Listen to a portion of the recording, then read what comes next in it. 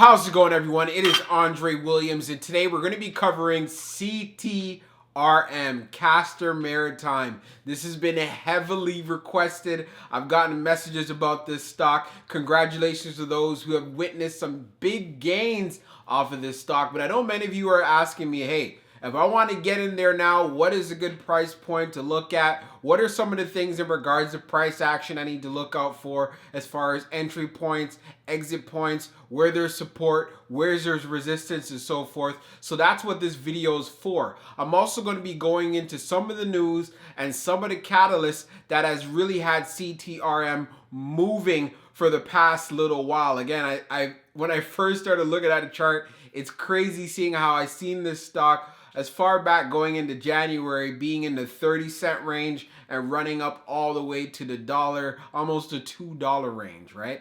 This is a stock I really do not trade, but I will be keeping it on my watch list if I do decide to do something. But this video I'm doing for you guys since it's been heavily requested. I also want to put in the disclaimer, I'm not a financial advisor and this isn't financial advice. So just know when you do invest, you're doing it at your own risk. All right, let's get into those videos. All right, so we're going to be doing the technical analysis for CTRM. I've gotten this question a lot. It's been heavily requested, so I'm going to be handling it right now. So the first thing we need to look at is actually the history, and shout out to anyone who was able to get into this play very early. So as you can see back here on January the 27th, this stock was trading around 37 cents. And as you can see, it ended up reaching a high, what many people would have caught was a high, let's say, of $1.90 on February the 11th. So we could say this is quite the move coming from a penny stock. All right, there's a lot of excitement behind it. Again, like it's heavily traded as well. So what we need to look at is if you're thinking about doing an entry, and also if you're already in it right now, some things that you need to look at and to know the proper entry and exit points. All right, so as we can see when we look at this chart, it's made this big run up here back in near the ending of January, ran up here to around like $1.02, right? Started coming back down, and it started coming down. It came back down to 58 cents, and then literally came back up here to 75 cents, and that has been the range. So if we look at over here what the highs were, there was a high of 76 cents, and then after around here was like 75 cents on the 1st of February, and then we have a high here around 77, right? So as you can see from the RSI, which we talk about when it's over 70, right? So it's right over that red line. We know that it's being overbought, right? So the price is up, right? Supply demand. We know with the RSI, if it's near 30 or below, then we know it's oversold. There's a lot of selling going on, right? So when we see from here, from January the 29th, all the way here to February the 5th, where pretty much tested that high again, it came right back down. So we could see right here in this period that this was the resistance level, right? Because it kept going back up there and slapped right back down. So now, as more momentum started coming in, let's squeeze in the chart a little bit.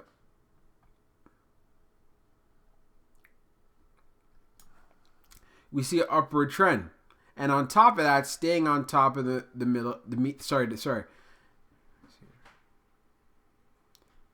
And on top of what we're seeing it stay on the moving average, right on that middle line there. You see, it's literally respecting that area and it's just moving along. Yes, it had some dips below, but again, it's staying consistent for the most part, and it was gradually making some progression.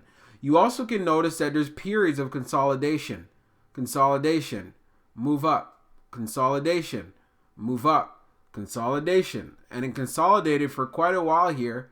If we look at from February the 8th all the way to the 9th here, very, very consistent in that area of the 90 cents, right?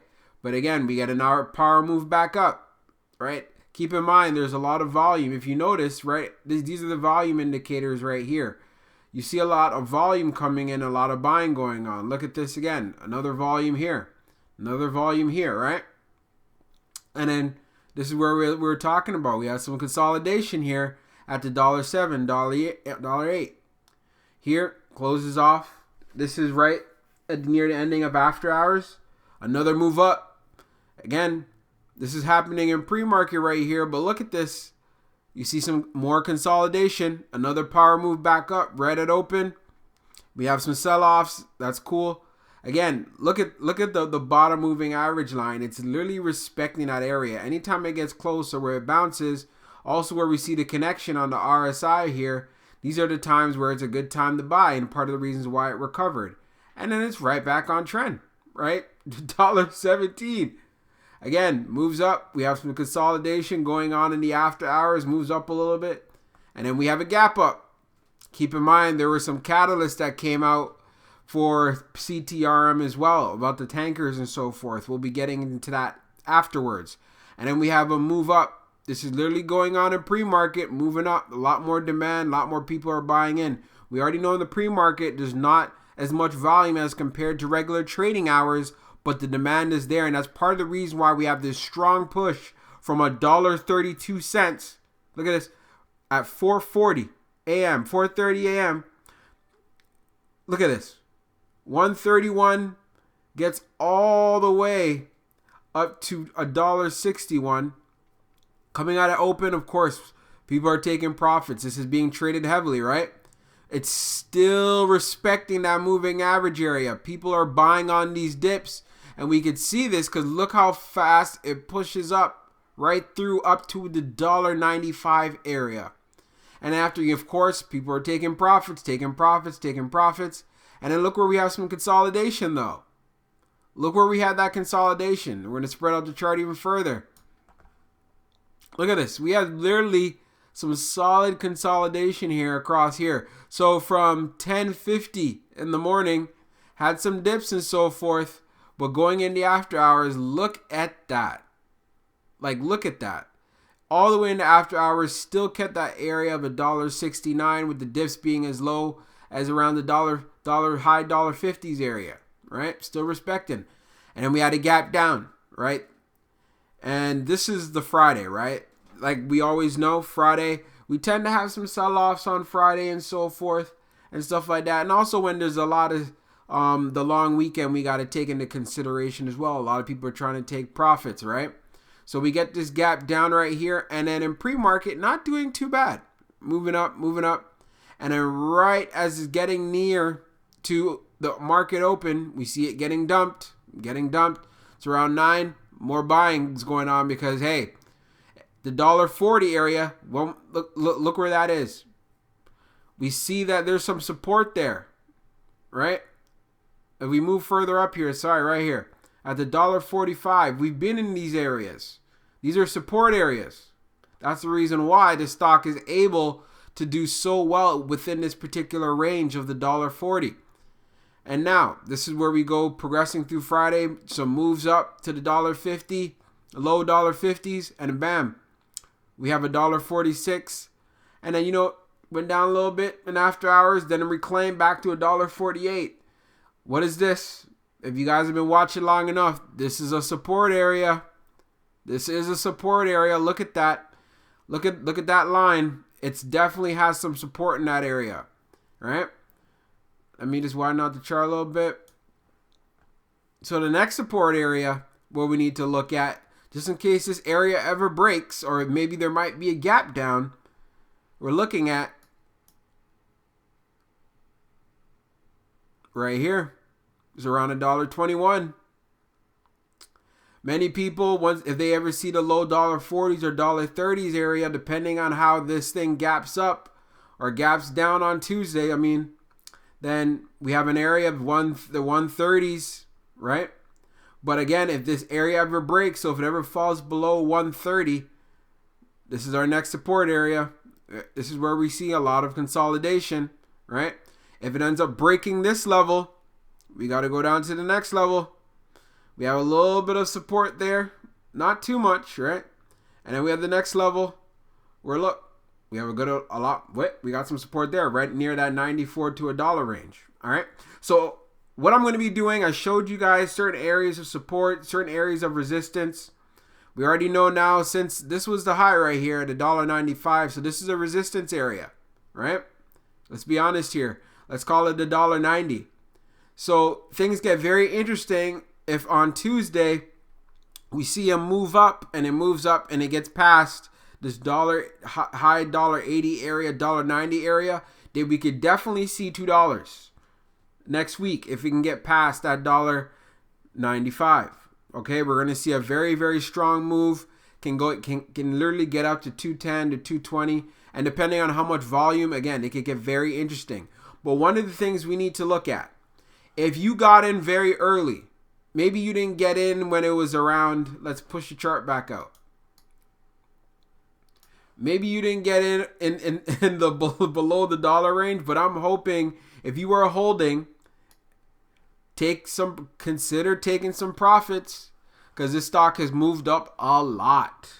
As you can see, like, the growth of this stock is crazy, especially if you got it here in that 30-cent range. I know many of you got it in the 90-cent range and stuff, even the dollar range, right?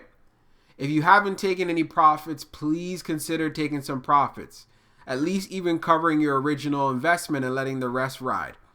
So for anyone who might be looking at this stock, what's an area to get into? This is a solid support area, as we confirmed, right? This is a support area where it's at right now.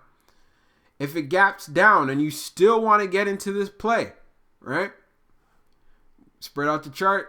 I showed you, right? There's a support area there, 143. But in the next one down, look at that. There, it's around $1. The high dollar teen area, right? And then here we have the dollar area.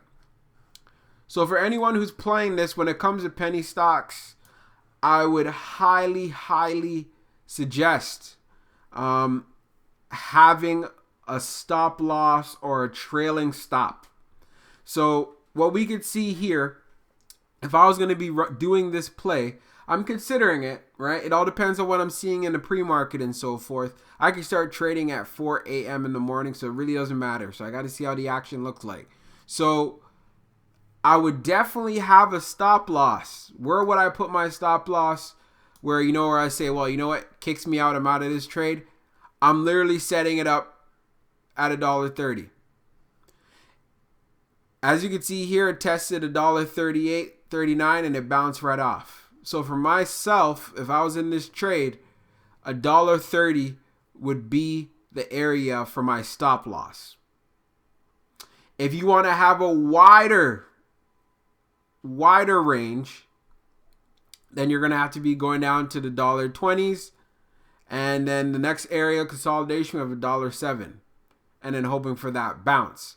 But again, as you can see, it hasn't hit those areas in a while. So when it was at $1, a high dollar teens, right?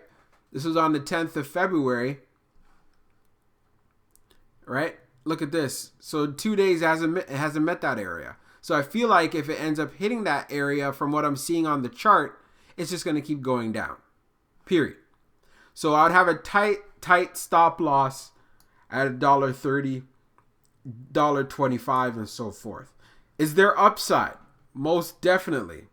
If there's still going to be a ton of volume, or even if there's a small catalyst that's released and so forth, we also have a lot of people who are FOMOing. Again, if there's a lot of demand for this stock, it's all over, then we could definitely see a push. If it can get past this $1.59 area, as you can see here at the top moving average, things get very interesting. That's where we can get into the next level that you could see here of the $1.67, $1.68, $1.70. We also got some support over there. If we can pass $1.70, the next area that we could look at this, is $1.80. And like I said, if we can get past that $1.90 area, we're definitely going to $2. So that is my price prediction and analysis in regards to, hey, whether it gaps up or it gaps down next week or what the trend is. It really depends on what the market gives us and what the demand is, all right? Besides that, I would highly suggest if you got into this stock under $1, please consider taking some profits, all right?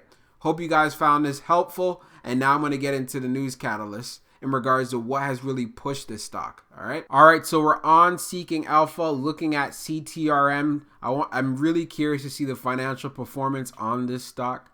All right, so as we can see here, let's start off from December 2019. GAAP EPS was around 0.68, and that was for quarter 4 2019 December. And then in quarter 1 2020, March 2020, we have the GAAP EPS of minus 0.07, so revenue of 1.54, again up 200% year over year. We have quarter 2 2020, June 2020, GAAP EPS of 0.01, right?